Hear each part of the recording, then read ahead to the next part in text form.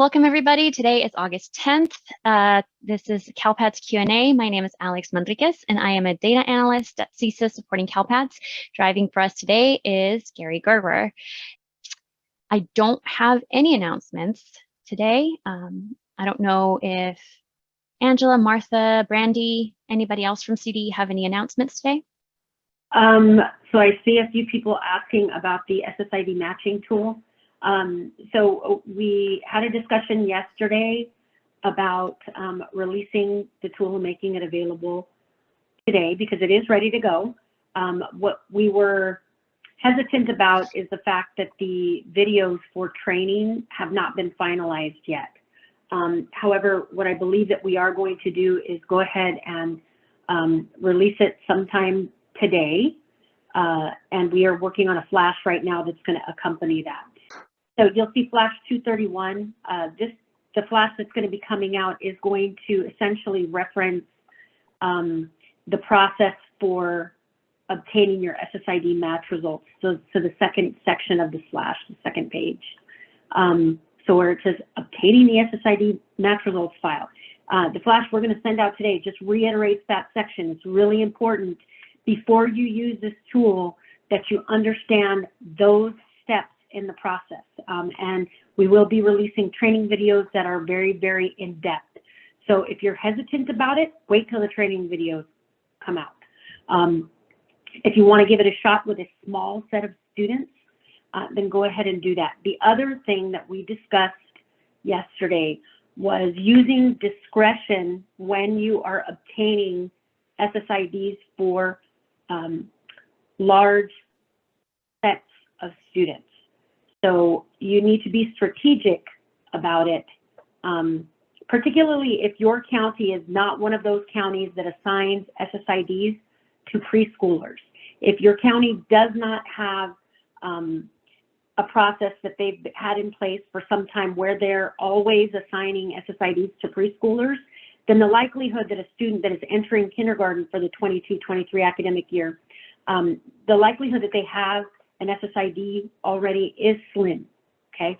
So in order to keep those file sizes small and in order to make the system run more efficiently, you should try and limit your files that you're sending up through this matching tool only to those students that you know have a high propensity to have an existing SSID, you know, and that's usually anyone transferring from another California school district in grades 1 through 12.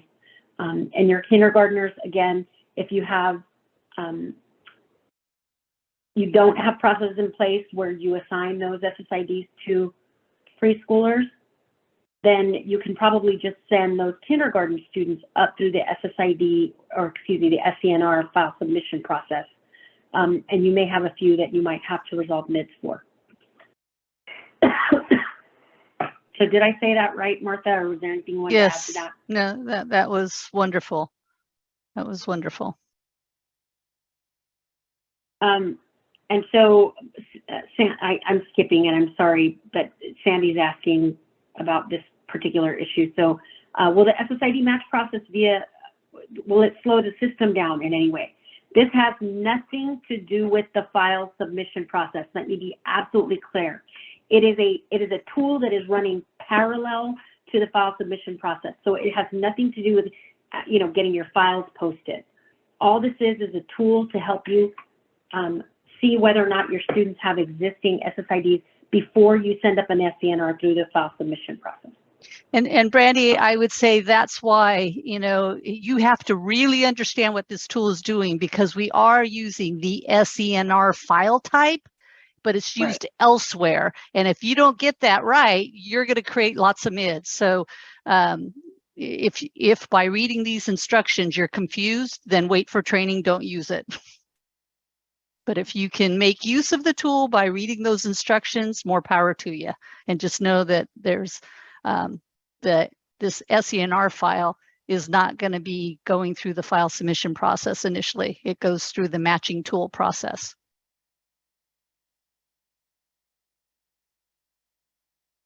Okay, thank you for that. I'm going to start with our questions, starting with Asia at 3 o'clock. Alex, Oh, Alex, yes. before we start, did we want to just Oh, quickly cover the next releases for next Tuesday's update? So these are the ones that are tentative for next week. I'm not going to go into detail a lot of those. I do see that this one here, the work-based learning container, that's actually already should be working. They tested it, it's not occurring anymore. So that one, and then this one, the CERT 154, they say it's working as designed. So if you're getting this error, it's probably because you do have a CSIS at a soft record, but you don't have the sync record for the 2021-22 year. So if you have any questions about that, put a ticket in and we'll help you try to find that. But the rest of these should be getting fixed in the next update. awesome. And I would say that by looking at this, you can see that we are we're winding down on the defects that are impacting EOI. So hopefully there'll be very few remaining, if any, that impact your ability to complete EOI by next week. And this is the tentative list, and it is only Wednesday, so there's a couple more days left in our sprint, so that we could get a larger list before next Tuesday as well. In fact, I would expect it to be larger. Thanks for that. Forgot, and this is a hot topic for people, so I'm glad you know. And I do want to say that we are in the process of updating the active and known issues right now. It's rendering, so I'll pipe up before the end of this call, let you guys know when it's ready to open. All right, so now we are starting with Asia. Question 1 at 3 o'clock says, are there plans to extend the certification timeline beyond August 26th? I'll let you answer that, Brandy. Yeah, I don't think we've heard anything official yet. Well, I can say that we're meeting on Monday to discuss it, knowing that we're getting close to having most of the defects fixed. So next week you should be hearing from the department on what the plans are. Rebecca from Lancaster Elementary, question 1. I have 2 CSIS 0490 and I don't see how to clear them. One has no exit date because student was found ineligible and I was told they wouldn't exit him since student was never receiving services. How do I solve? The other student has an exit date from 2019, yet it's triggering this error. I didn't see this as a known issue. CSIS 490. The incident result authority code for students with disabilities. So it sounds like she has exited the one student prior to the incident date. So agree, Rebecca, that should not trigger, but we don't have known issues that I'm aware of. And then the other one, it sounds like you identified them, and Brandy, you might need to chime in here. The student was identified as eligible for receiving services. So code 40, do they need to have the result authority code populated on their incidents?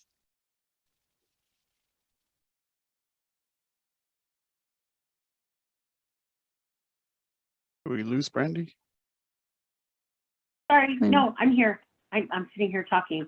All right. So this is requiring the disciplinary action authority code to be populated for a student who is a student with disabilities. And she's saying that one was found ineligible, and so it should not be triggering. The other student has an exit date from 2019. It shouldn't be triggering for those exited students as well. Okay, right? so it was the first one that I was just verifying with you. So they have a code 40 as an eligibility meeting, but that's it. Oh, the exit was on There is no exit. Yeah.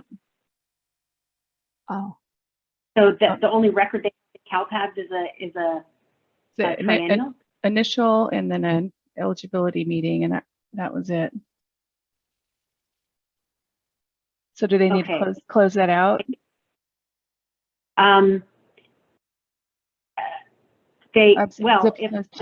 review. Sorry, it was a 20 and a 40. The student has. And the student on the 40 was determined to be ineligible.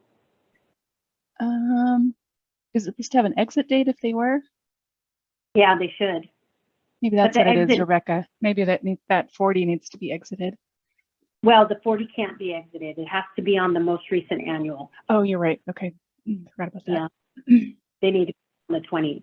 I mean, I think we might have a validation preventing them from putting it on the triennial record, the 40. I think you're right. Yeah. So either they need to create a type 20 record on the same date as the 40 or exit the most recent annual record that's already in the system. And then for your exited student, Rebecca, I think we'd like a ticket on that. It sounds like that might be a new defect.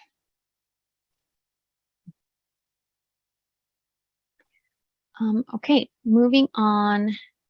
Lily, hi Lily from Sweetwater. Naomi, question 1. Now that PEBT 3.0 has been approved, do we know when CalPADS data will be pulled for PEBT eligibility purposes? Given all the obstacles we've encountered in CalPADS recently, it would be great to be given an exact pull date ahead of time for this round of PEBT. Thank you. I have not heard when we're going to pull the data, but I'll see if I can ping someone right now to find out. Thanks.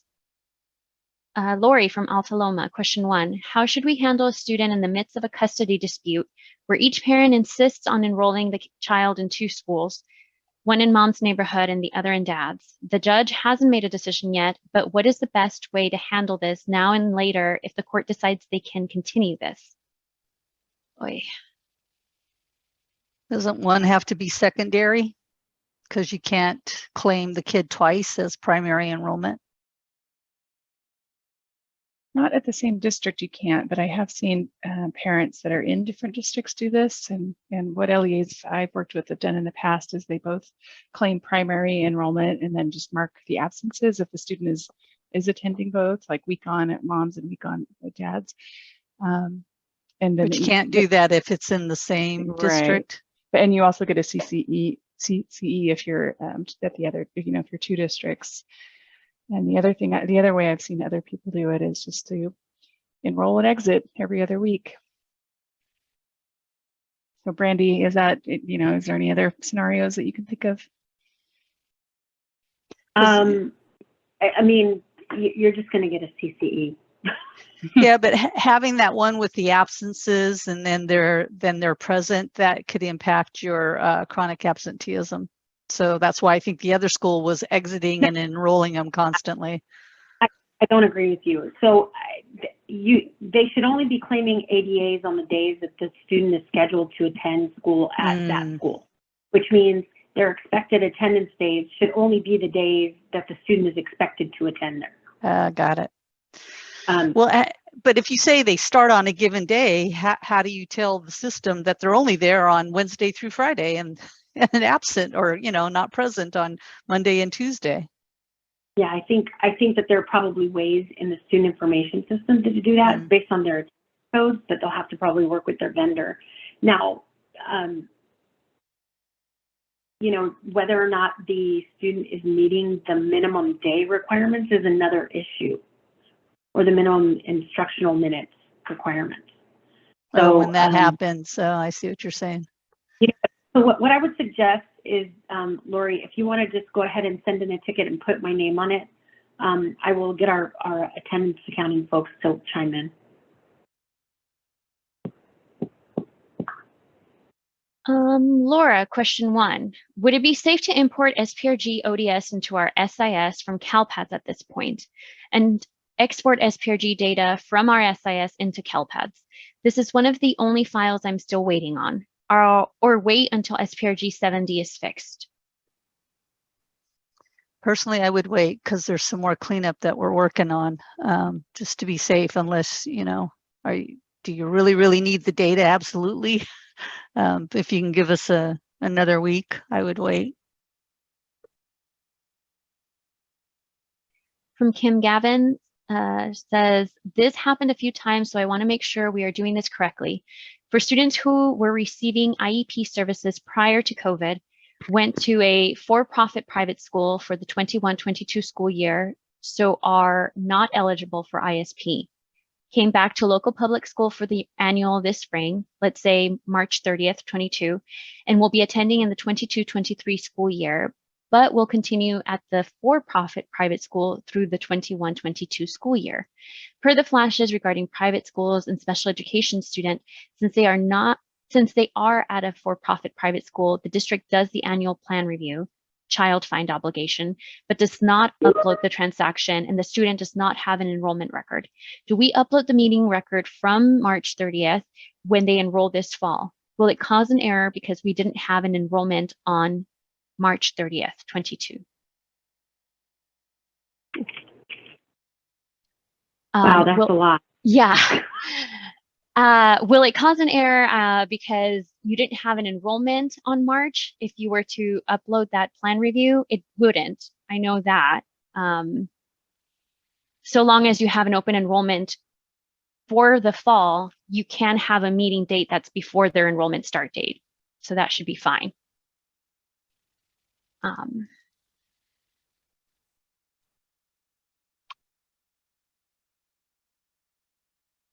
And I don't know if that was all of the question, really. There's a lot there. Better in a ticket, Kim.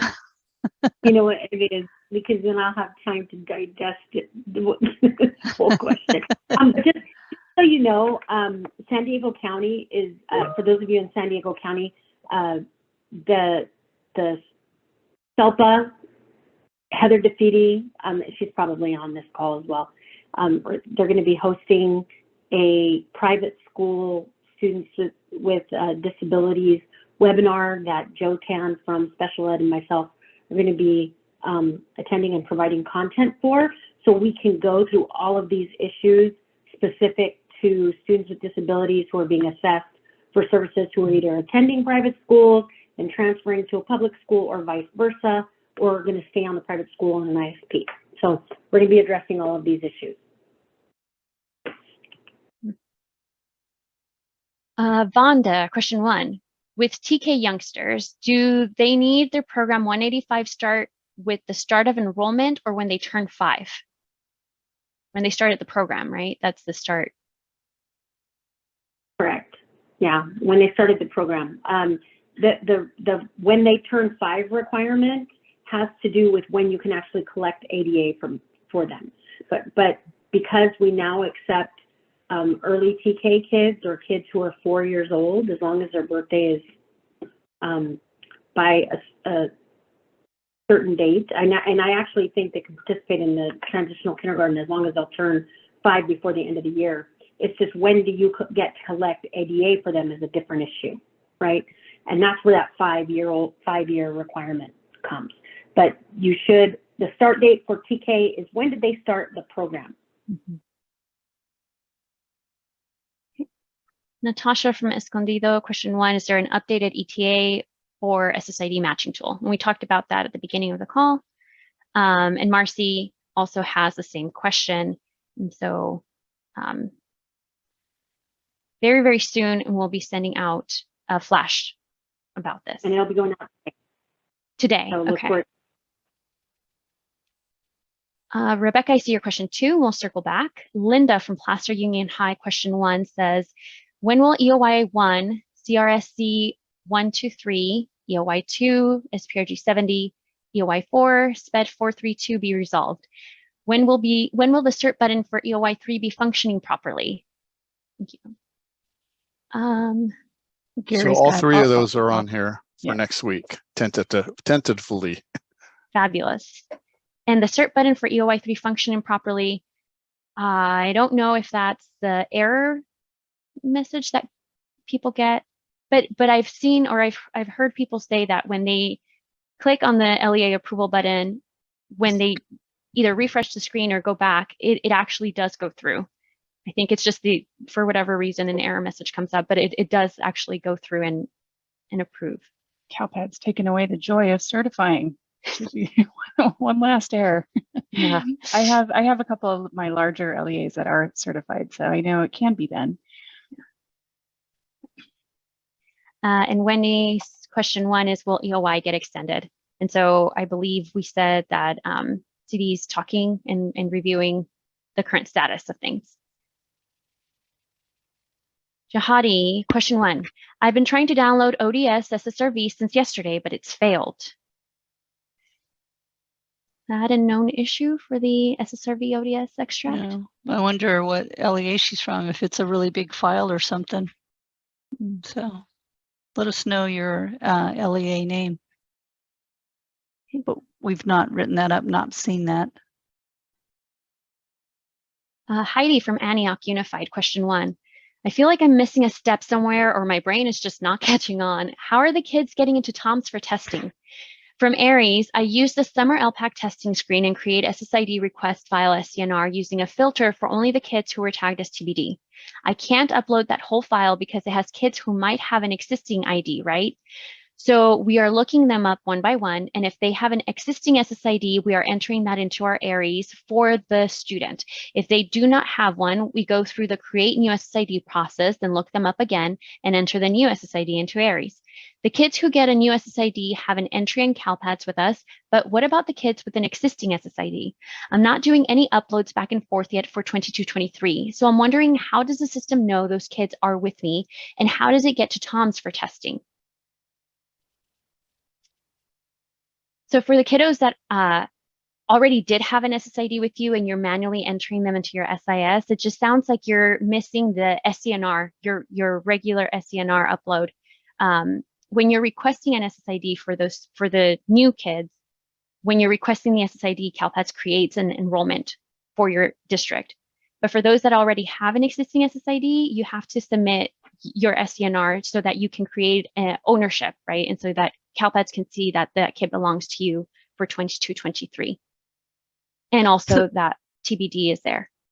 So Alex, would you say once people get the missing IDs for their kids, that then they do another SCNR extract of all their kids to then tell CALPADS, here are all my kids enrolled this year?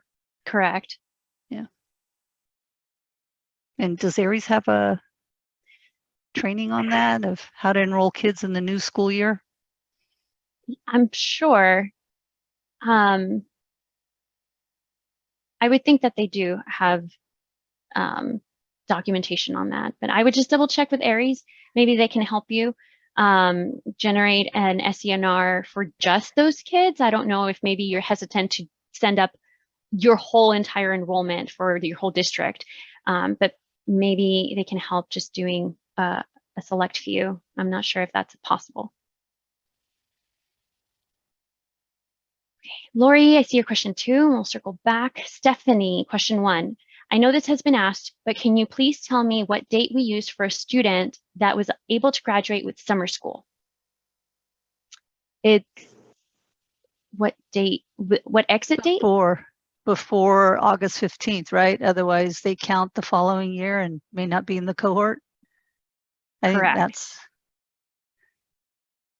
so you can put them anytime that they graduated, but if it's after August 15th, they won't be in the 21-22 school year as a graduate.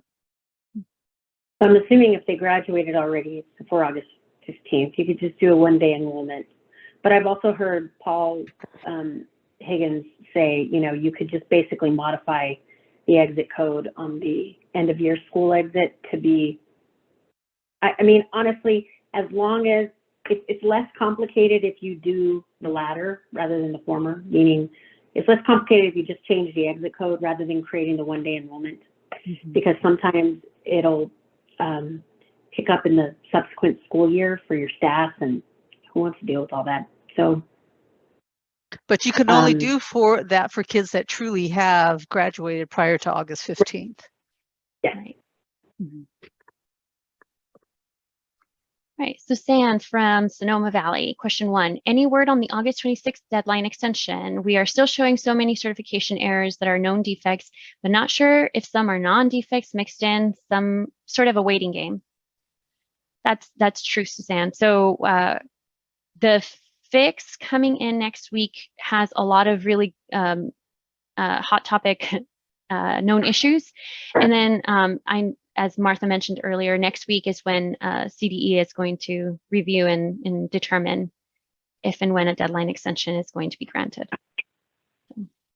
It is a bit of a waiting game. Terry from Wasco Union, question 1. I sent an SSID file up this morning with 13 records. One record had the error SCNR 0262, invalid age for kindergarten student. The birth date was entered incorrectly. I deleted that student from the file and resent the remaining 12 records. All good with that. I went to online maintenance to add the other student, but it was rejected for the same reason, even though I was entering everything correctly. I have several jobs for this one record, and it is rejected no matter how I enter it. It also seems to have random invalid SSID attached to it from the first time it was rejected. What now? Service ticket. She's got one in already, and so close. it made it to level 2. So hang in there, Terry. Level 2 has to do a little bit of surgery on that one, and we will help you recover it. But you're right; it keeps that original SSID attached to the bad SSID. If you don't want to wait for us, the one workaround you could do is, instead of putting the kid as a kindergartner, put them in as a first grader in your request, and then should let you complete the transaction, and then you'll be able to pull the student up in online maintenance and change the birth date and then change the grade level. Quite a bit of surgery. Yeah. Yeah, CalPADS kind of takes you in an endless loop there because it remembers that initial local ID and SSID match. And so it just keeps triggering that same SSID over and over again with the same error. Catherine from Fowler Unified, question 1. I am needing to run my SCNR and my SINF for the 22-23 year. Am I able to do this before I have certified the 21-22 school year? Yes, you can. Check with your vendor, right? Your SIS vendor as well. Mm-hmm.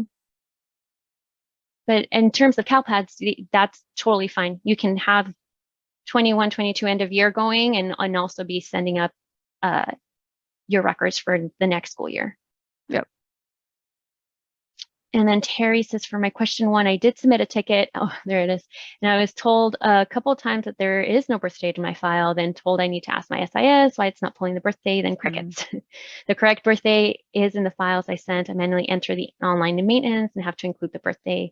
Same error no matter what. Yeah. So it's just an endless loop, but we'll figure it out and answer the ticket for you. Yeah, level 1 is at quite a bit of a disadvantage on that type of ticket because 2 things are going on.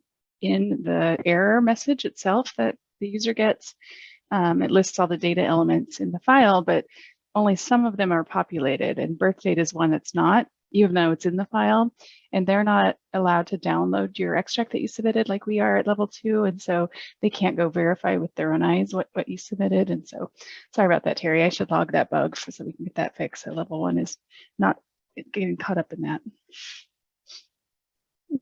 And Catherine, I have your question 2, and we'll circle back. Sandy, I'm skipping yours because we answered it already. And by we, I mean Brandy. Rebecca, question 3, I have it written down. Sandy says, thanks. Ethan, question 1. For CTE course completion on end of year 1 start report 3.10, the instructions in the end of year advanced with notes PowerPoint hosted by Figmat says to review filter to CTE course equal to Y and non-standard instructional level equal to 23 or 24. Is the non-standard instructional level really required for those to count properly? Mine show up fine when filtering on CTE course equal to Y, but not if I add the non-standard instructional level filter too. I think you have to make 2 passes. And those advanced notes are only specific to looking up a particular set of kids. And I think you're trying to find the ones that are eligible for CCI. Yeah. So when you're trying to find, when you're trying to determine how many college level courses, I mean, those particular notes, they're familiar to me because they're from presentations that I've done, but it's when you're looking to try and validate your college level courses, right? And it's not validating really CTE course completion, but it's more college level CTE courses. And then the college credit courses, you would have to do that again, like Martha said, you'd have to do a second pass. You'd have to select all of the college credit courses to see how many kids completed those. And if you wanted to see how many CTE courses that the student completed that are college level, you would have to apply the non-standard instructional level filters of 23 and 24 for your CTE course. Okay. Linda says, I see my Q1 has been answered in the screenshot for the next released. Woohoo! She's dancing. That's a good sign. Nathan, question 1. What order do you recommend submitting EOIs for this year? All of them. I'll put in what's in our user manual, Martha, because it gives some justification of the order. So it's in the chat there. Unless you want to add on to that, Martha. No, I mean, it's kind of a wacky year, Nathan.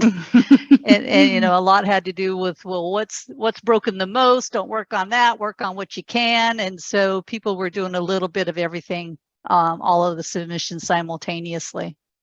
Yeah, but in theory, the order would be 2, 4, 1, and 3. Yeah.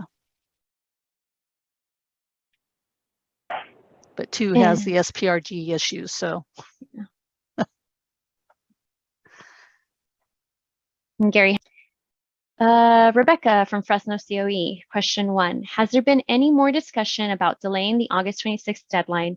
It's great that there is movement in clearing known issues, but LEA still need time to review the reports to ensure the accuracy of data, considering it will be used for the first dashboard since the pandemic started.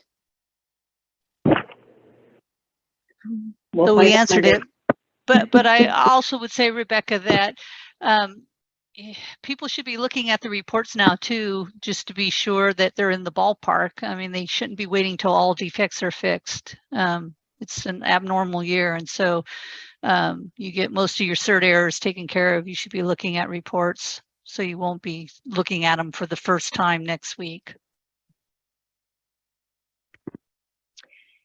Mary Masters says, if after certification, a correction to graduation status comes in for 21-22, and the change is made prior to August 28th to last year's enrollment, will the change be reflected in the graduates and completer data and cohort data for dashboards, etc.? If the change is made after certification, then no, it will not be included as with the data pool for a cohort or in your certification reports. And that's primarily because they're pulling the data for cohort on the same day that you guys are certifying to try and keep the data consistent. So try not to do that, Mary. Charlene from Cupertino, question 1. I was under the impression that SPED 521 would be fixed after August 9th. If I'm still seeing SPED 0521 errors in end of year 4, does it mean that these errors are true errors for us to work on? SPED 521, I don't remember. We're that still one. working on that. It's not totally fixed.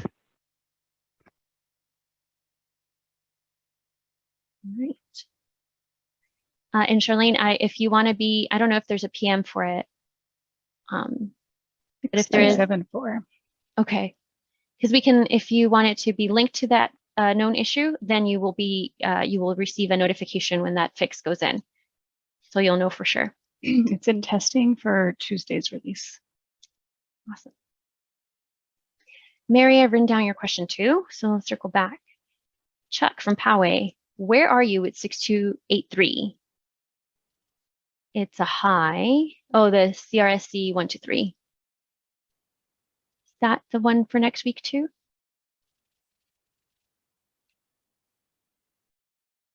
Yep.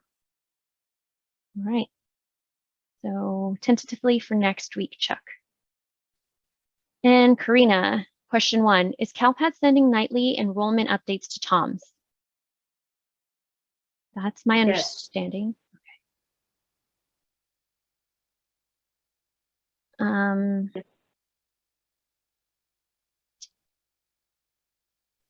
Nathan, I see your question too. Circle back for that. Danielle from San Diego Union. I just submitted new discipline and records. My soft file was rejected with IVR 9. over 1,200 errors, but this has never triggered before and I have made multiple updates. Is this a known issue or should I submit a ticket for new error? Soon to be a new known issue. Gary, so good segue. We just updated the known issues. So if you could refresh that, it should have a 2 o'clock timestamp.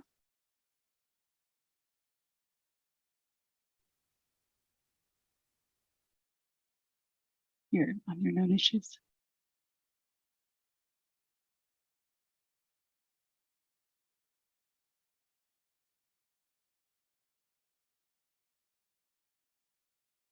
This one? Did it refresh? It didn't refresh. It should be 2 p.m. today, May 10. Just click your refresh button. Oh, I thought I did. There we go. All right, so one of the fixes that went in yesterday was IVR 9 and to allow you to have things like tildes in your student and parent names. And I believe that is working now, but now we're finding, I have 2 tickets in my queue where soft IVR 9s are happening on files now that didn't happen prior to this fix going in. So I have a tester looking at it. So probably by this time tomorrow, we'll have a known issues on that report for you. Sounds like you're my 3rd person that's reporting that. Okay, Micah from Union School District. Would it be possible to have the revision create date created after the date time CDDs completed? My snapshots revisions are created almost 24 hours after CDD's completed date time. There are many times I have to wait almost 48 hours for a new snapshot to see if my fatal errors have cleared. Thank you. Mika, send that in as a ticket. We've talked about it with the developers and I believe they're working on it, but it's nice for us to log it and so that we can track that activity. So we agree that the CDD date timestamp tends to run after the revision and it needs to sync up a little bit better. So we got some work to do on that. Lori says, thank you, Brandy. CJ, question 1, are we still dealing with a change in the California longitudinal pupil achievement data system data has caused the Individuals with Disabilities Education Act indicator or Section 504 indicator in TOMS for students in the LAA to reset to no? This notice came out again today from the California assessments at ets.org. It's a mouthful. In your 504 plans, that's why. So if you're sending up program updates and you're exiting your 504 plans and you've got those kids testing, you need to either remove the exit date from the 504 plan or you need to send up a new 504 record if they're still eligible for 504 accommodations for the new academic year. That's why that's happening. And for the IDEA is the adoption sometimes, right, of the Yes, SPED that's record? correct. You have not, if they've transferred to a new LEA and you haven't adopted the SPED record, the student will change from yes to no in TOMS.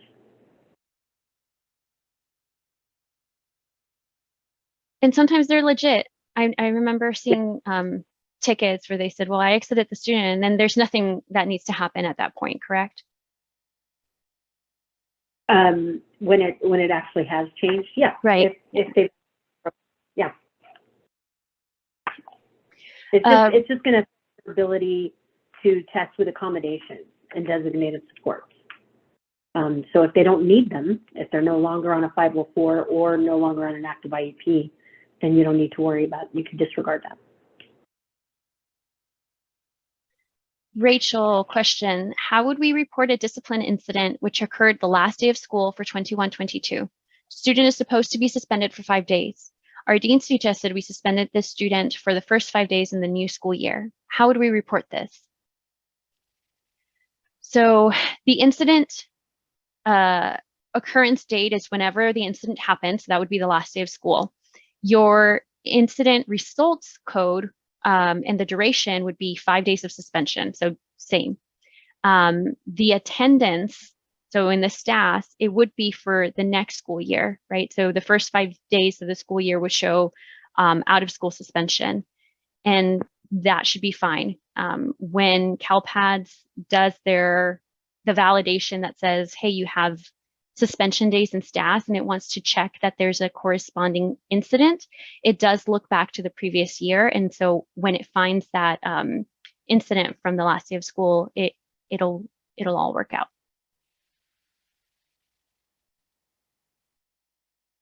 Chuck, I see your question too, and we'll circle back.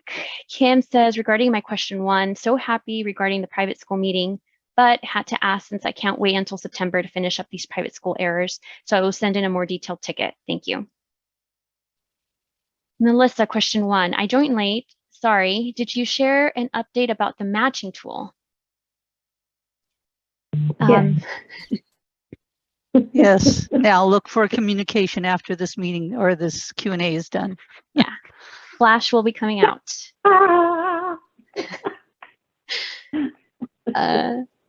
Heather, there's a whole summer LPAC process in Aries for TBD SSIDs. There's documentation and knowledge base that goes through it step by step. Thank you, Heather. So that goes back to, I think, one of our very first questions. And Sean saying Aries has some stuff. Good morning, training SSID, but they haven't released the other tools just yet. I believe they're waiting for the Flash release. And then Jason's also saying Aries does have a way to generate the SCNR for the subset of students. You need to do a keep statement for the students, and then you can generate your SCNR. Awesome. Thanks, everyone, for sharing your knowledge. Liliana from Sweetwater, question 1. Are others enrolling for 22-23? We were getting EOY errors for a few TBD students we uploaded to CalPADS. So we had been waiting to upload all new enrollments and have only been uploading 22-23 TBDs. Oh yeah, I think there's a synf error that generates for future enrollments. We have a fix coming for that, right? Okay. But I mean, we're not, is our guidance to not have them enroll 22-23 students? Right. School started for a lot of folks. I mean, we're getting to that point, right? That they're not really future enrollments anymore. Right. Yeah. So Liliana, you should go ahead and just continue with your enrollments.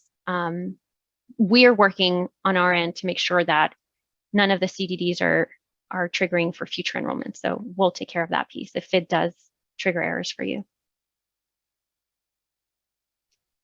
Maria, question 1. We have a student that decided to drop out of regular school and enroll in adult ed. She is 18 already. What exit code can I give her?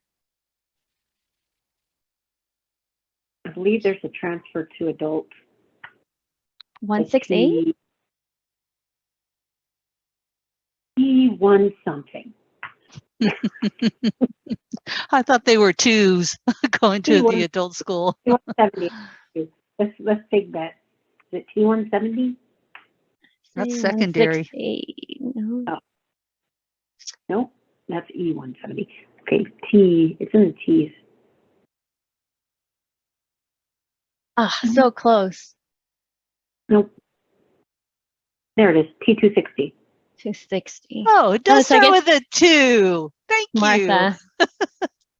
Good job, Martha. Terry says, great. I tried every workaround except changing the grad. So if that, great, I think she's what she meant. And so Okay. Terry, if that works for you, just you could reply to your ticket and then we'll close it out. If not, I will help you out. Elsa from East Side, question 1. I still can't pull an 11.1 CCE report. It shows the report loading, but the report is blank. I thought this issue had been resolved. Our school year has already started and I'm expected to send CCE reports to our sites. Oh no, still a known issue. And that's because the workaround is you can look at it online. Bummer. We may get it into the queue once things kind of let up for us, Elsa. At the 3:33 timestamp, Angela Ratty from CSIS posted the EOI order of certification. So that's what was displaying from the user manual. Eric, question 1. I don't mean to be rude or sound disrespectful, but enough is enough. With next week, we are going to hear if the extension will be approved. We need the extension and it is not an option. We started school today and many of us have many hats to fill at our LEAs. My CELPA deadline was August 12th, so they can review and approve on time. Certification issues are not our fault. We cannot be and should not be put under so much stress. I understand we have our deadlines due to federal reporting. Make the announcement soon so we can manage our time. Hear you loud and clear, Eric. And just know that we have communicated all of these things to Jerry Winkler, who is the director of the Education Data Management Division.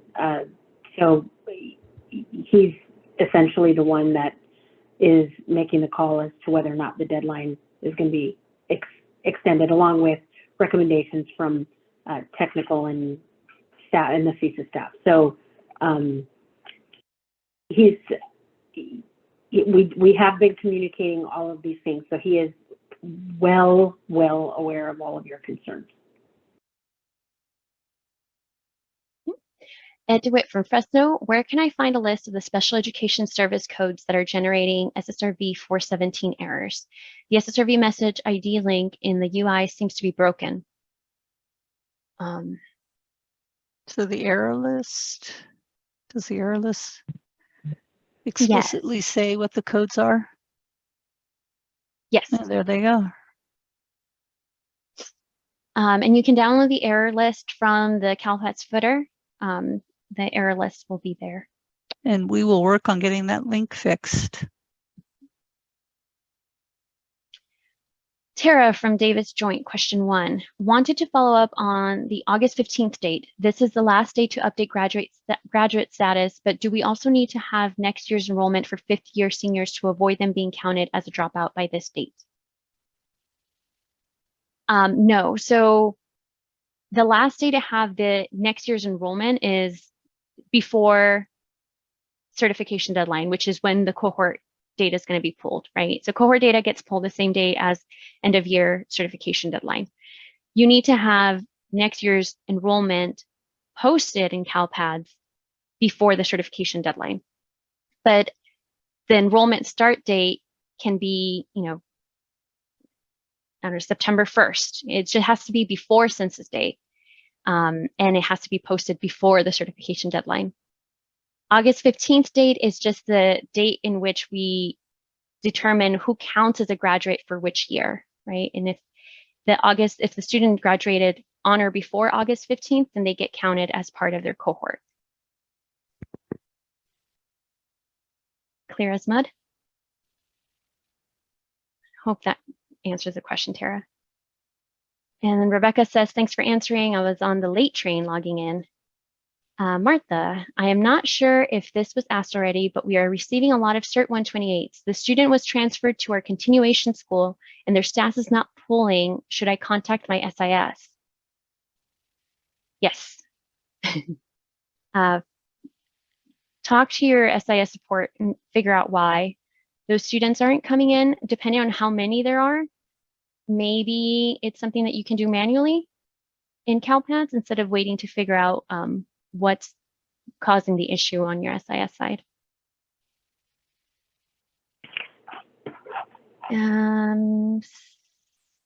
Oh, Stephanie, CRSD 123 is next week, but what about CERT 123? CERT 123.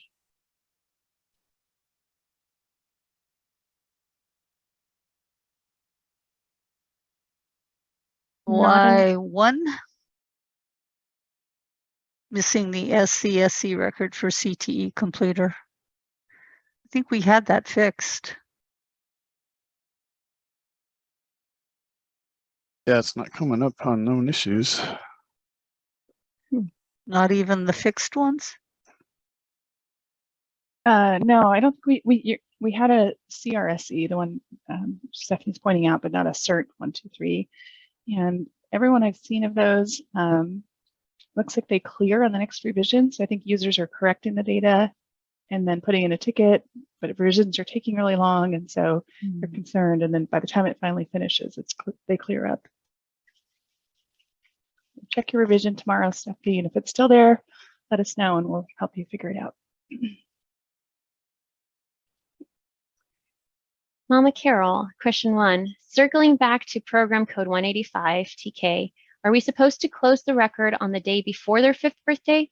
I don't recall hearing this before. Thanks. No. It's whenever they complete their first year of TK.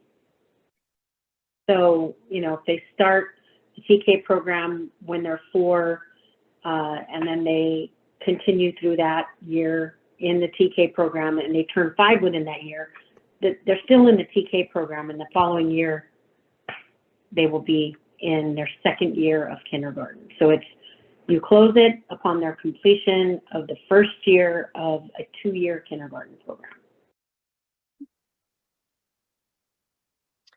Nancy, question 1. Want to make sure I understood what Brandy just said about cohort data. Is CDE pulling cohort data on the EOY deadline or on the day each LEA certifies? For example, if the deadline is August 26th, but the district certified early on August 20th, does the cohort data for that district get pulled August 20th or August 26th? It's August 26th. It's whenever. Yeah, go ahead. I'm sorry. We all wanted to answer at once. So it's whenever the deadline, the deadline is. So even if the district finishes a month earlier, the data is still going to be pulled, and it's pulling from ODS data. It's not part of your certification reports. So as of the deadline date, what does your cohort look like? And that's what's pulled. You can't freeze cohort data. It's not part of the certification process. Mm-hmm. Nika's going to submit a ticket. Mary, I've written your question 3. Colleen from Cottonwood, question 1. This might sound a little hokey, but are the developers being celebrated? We keep focusing on what's broken while they've been running around in the background fixing everything. I forget that sometimes. It's pretty amazing. Amen, honey. They would love to hear that. So I'm going to copy and paste that into their chat. Yes, you should. Claudia, question 1. Already asked this question, but Randy was not in the call at the time. TK students should have only one program 185 record for the first year, right? We do not have to create a second 185 program for the 2nd year kinder. Correct. We received guidance from the program office. Essentially, they're just wanting to know about the first year of the 2-year kindergarten program. And then Lou's saying it's the T260. Rebecca said it's the same. Heather says, Lou, you got it first. So it was a bit of a, I'm sure they answered before we did. I'm sorry if I mispronounced your name. Yangju? A question for the upcoming school year. We will have many special eds preschoolers at different elementary schools in this new school year. Should we just report them under those elementary schools then?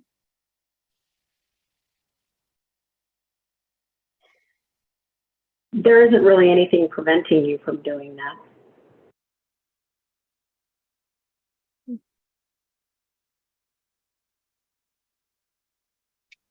Blake from Grossmont, question 1. We have over 100 sections in our high school district that were labeled with old state course codes. The department that is reselecting the codes just got back to work. I have removed all of them from our submission. Normally, we would have had 2 months to resolve these issues. Now we have weeks. Moving forward with certification with or without the data, if the deadline is the 26th, this data will be excluded. There are several issues like this with discipline and employees. We had a ton of subs, temp teachers last year that came in mid-year and were not part of Fall 2.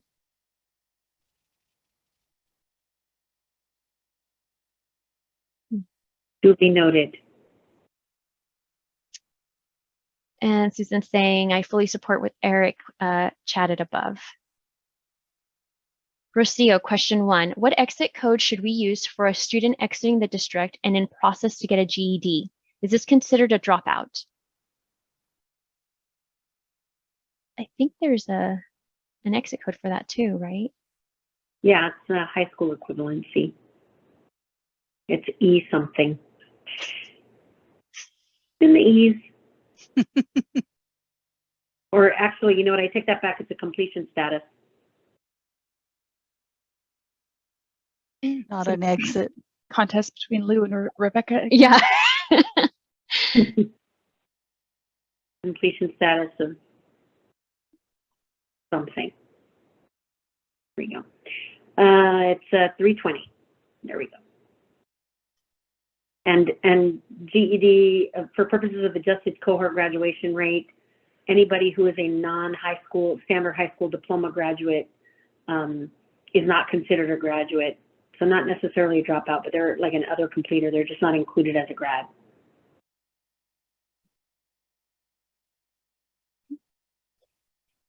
Ethan, that's question 2. So moving on to Serena, question 1. Sorry if this question was asked. I'm just now joining late. Is the SSID matching tool available? If not, when will it be?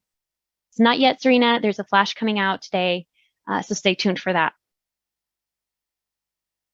And Martha says, thank you. Heather's talking to Serena. Serena has a question 2. Naomi has a question 2. And Nathan has a question 3.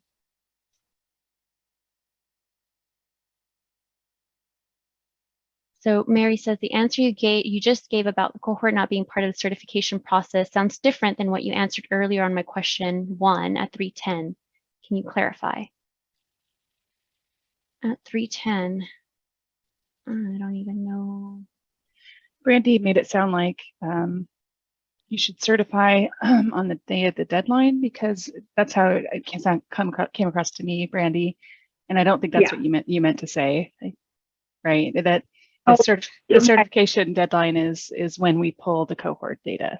Right. What I was trying to say is, once you certify, if you want the data you certified to reflect what ultimately is put on the dashboard, then it is best practice after you certify not to make any changes until after the cohort data are pulled, right? Because if you do that, that's where we get all those questions from your superintendents about, well, why is the data on DataQuest different than what's on the California school dashboard? And I can't reconcile this with report da-da-da-da-da.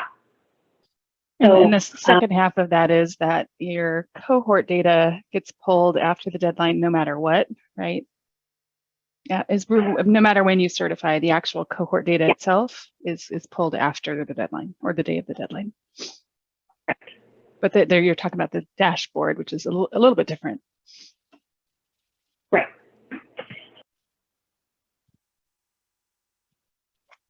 Barbara from Red Bluff, question 1. We did not have any students that were removed to interim alternative setting, yet I have students reporting on my 7.17 count, and that count doesn't match the students on 7.18 students. All students show no removal. Not sure where to go from here. So I know that there is a bug on the 7.18 where it's not pulling in the students with disabilities correctly.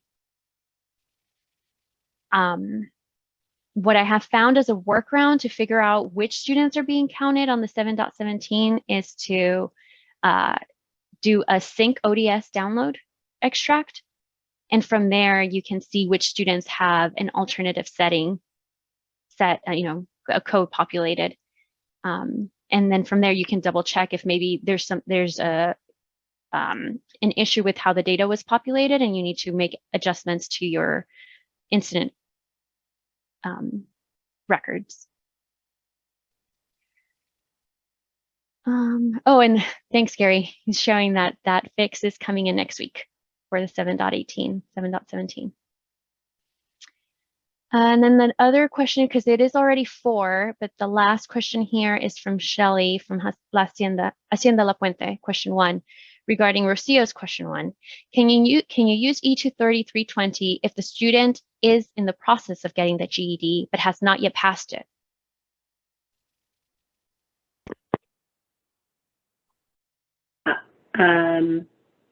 Well, it says received, which implies that that's what they've done. I mean, if you don't think if they're in the process of getting it, but they have not obtained their GED by that time, it's probably best practice to exit them within 360, which is completed grade 12 without meeting grad requirements. The result is ultimately the same, except they fall into a different bucket on your cohort report.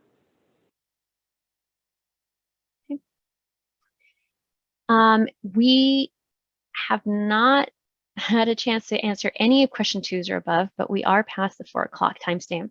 So And then Office? I say send in a ticket for the Q2s that we haven't gotten to. Okay. And Sorry, we're back everybody. on Monday. Yeah. Although I won't be here, but Monday. I won't be here either. You're on your own, Gary, Paul. I'll be here. I'll be here. Hey, but I do want to go back to Natasha in her response to Eric and Ethan, that I wouldn't frame it as that CDE doesn't care. There are a lot of moving parts, and we get that this is very stressful for you guys. Sometimes they just need more information, that they can't give you a new deadline because they don't have enough information. So I just wanted to throw that out there. It has been tough for everybody, and we are aware that you guys had a heavy burden with this. And so, I don't know, try to be kind to all. And we're here to support you, and we're doing the best that we can to take a little bit of that burden away. So that's all. Hopefully that was a nice note. We'll talk to you guys next week.